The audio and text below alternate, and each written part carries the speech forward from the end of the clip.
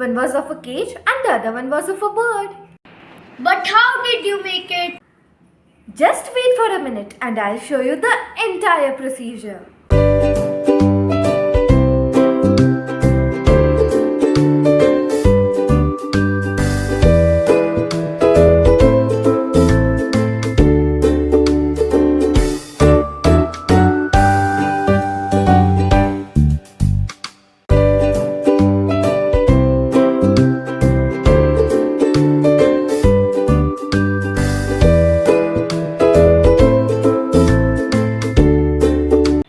Wow, but how is it possible?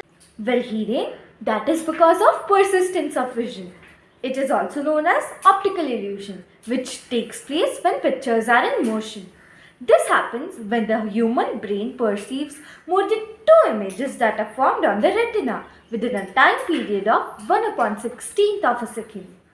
And Hiren, also, the movies that we see are actually a number of separate pictures in proper sequence.